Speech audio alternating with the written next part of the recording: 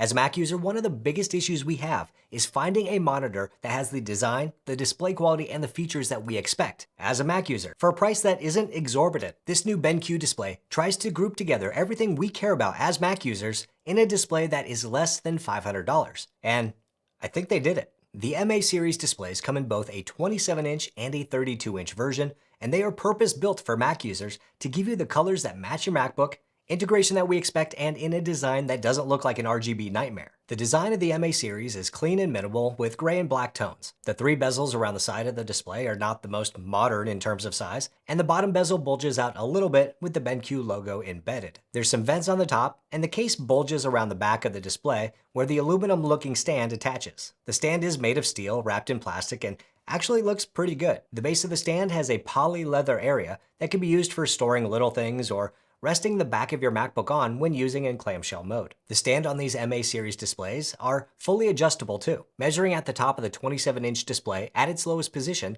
it's at 17 3/4 inches and can be raised up to about 22.5 inches. The display can also tilt up and down, or swivel side to side, or even rotate 90 degrees, so you can get the display set up exactly how you want it to.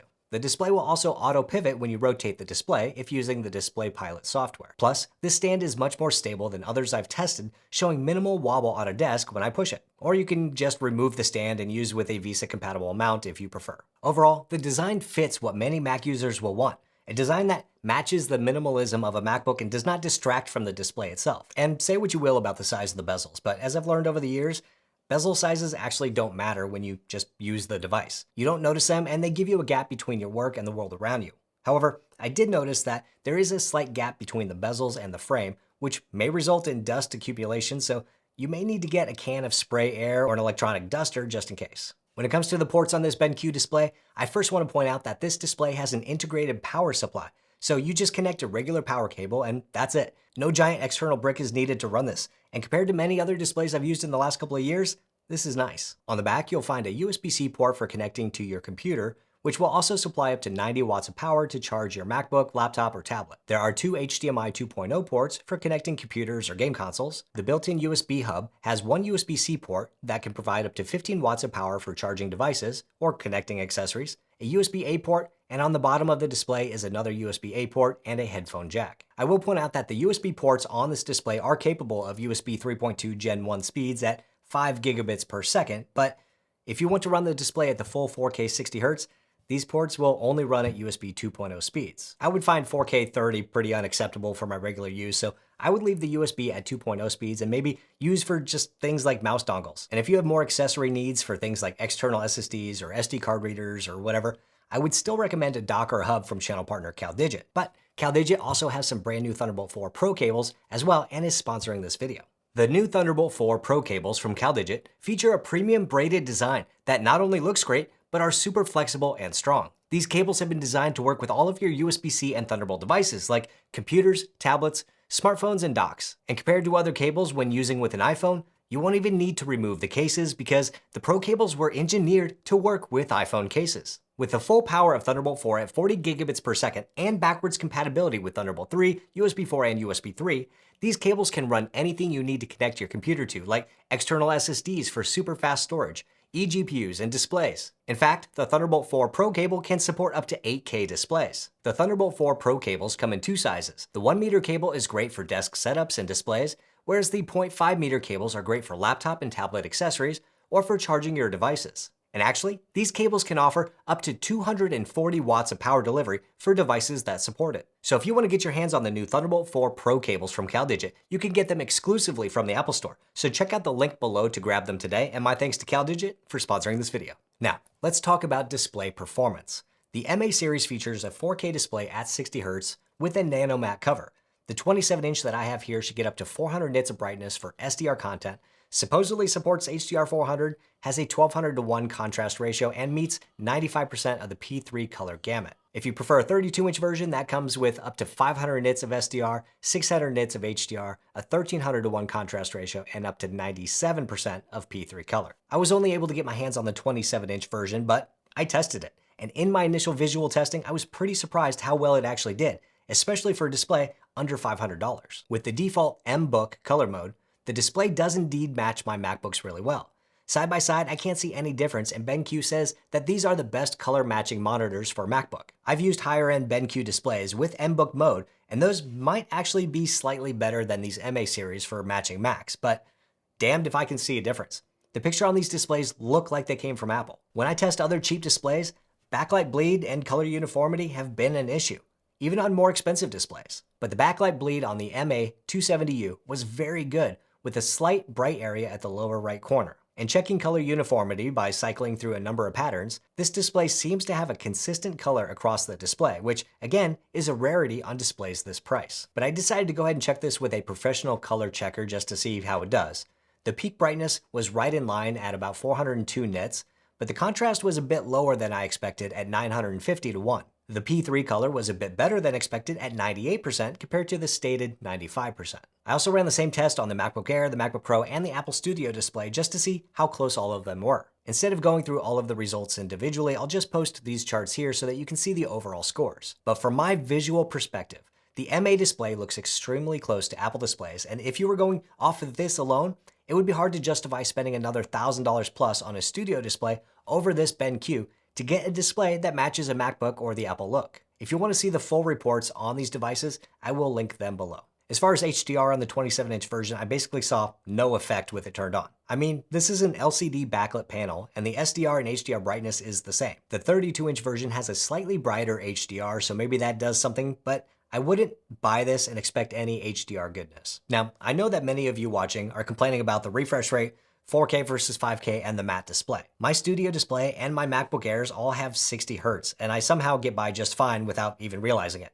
The MA has a 5 millisecond response time, and I had no issues with casual Mac gaming. With 4K displays, I've been pretty hard on them over the past couple years and strongly suggested 5K displays, like the Studio display, were superior and 4K was crap. I changed my tune at the beginning of this year for multiple reasons, and it is true that 5K has a sharper image when scaled to my preferred 27-inch 1440 image size on Mac, but that is only when pixel peeping, and at about 24 inches from my eyes, I can't see a difference. Is 5K a better resolution for a 27-inch Mac display than 4K? Yes, but there are no 5K displays anywhere near $500, and the next closest, the Samsung Viewfinity S9, is terrible in many ways. Matte and glossy displays definitely have their advantages over each other, and I have to say that the reduced glare on this display is exceptional. It easily masks hard lights shown right in the display, and when using with windows directly behind me, I had zero reflection issues. When comparing side by side with the glossy display, the matte display does look a little less sharp, a little washed out, but on its own, it looks pretty great. On the bottom of the MA display, you'll find two 3-watt speakers built in. These speakers are not good. They do output sound, but that sound lacks any semblance of bass, high-end, or mids. The MacBook Air 13 and 15-inch are louder and produce more bass than these speakers do. But they are there if you need them. If you prefer to use your laptop in clamshell mode, or can't use built-in speakers, or use a Mac Mini, or don't want to spend money on better external speakers, or want a cleaner desk, then they output sound. And they don't seem to rattle or distort from what they are, so that's a plus. One of the main reasons I like the Apple Studio display is how well it is integrated with the Mac. The way that you can easily control the volume and the brightness with the Mac keyboard and not mess around with a dumb on-screen display that looks like it's from the 90s. BenQ does have a very clean, basic on-screen display control that allows you to change the volume and brightness and input if you need, but the Display Pilot software enables integration and is where you can do all the other configurations. There are two parts to the app. There's the menu item and the settings window. The menu item gives you quick access to enable some of the other features like FocusSync, which changes settings automatically based on your Mac focus feature, or there's blue light limiting, or you can change the resolution. The settings window lets you configure what shows on the menu item, and the advanced settings let you configure other things like USB speed and power or input scanning. There's actually quite a few different configuration options in this software, and that's a good thing if you want it. But as a Mac user who's buying this monitor, there really isn't anything that you need to do except plug it in and turn it on. But I'll show you what I changed. First, go to the Display Pilot menu and then click the 3 dots. In Preferences, click on Brightness and Enable iKeyboard Control. I also disabled software dimming, but that's a personal preference. And now you can control the brightness and the volume using the keyboard controls on the keyboard, but you need to have the cursor in the MA display.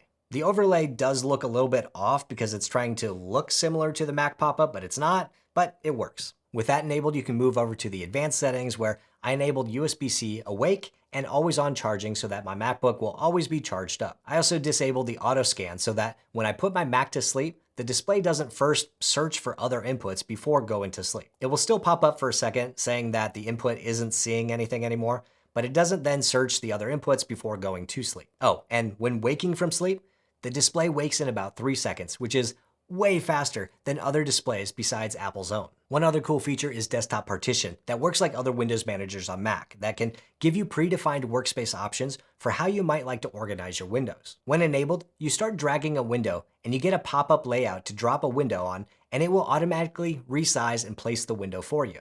It works pretty well since I've been trying it out, but it can be a bit buggy and I have seen it crash the Display Pilot app a few times. macOS Sequoia also has some new window management built in, so this may be a redundant feature, but it's cool that they're trying stuff. So that is the BENQ MA270u display. BENQ promised a display that looks like your Mac and integrates like an Apple display. And they basically did it. I think that the colors, the screen uniformity, the design, the build quality, and the integration software all deliver on that promise. With the 27-inch version listed at $460 and the 32-inch version listed at $600, these displays are probably the best displays you can buy for your Mac at that price range. That is, if you don't care about high refresh rates. Otherwise, I can definitely recommend them. And you might be asking, would I replace my Studio display with one?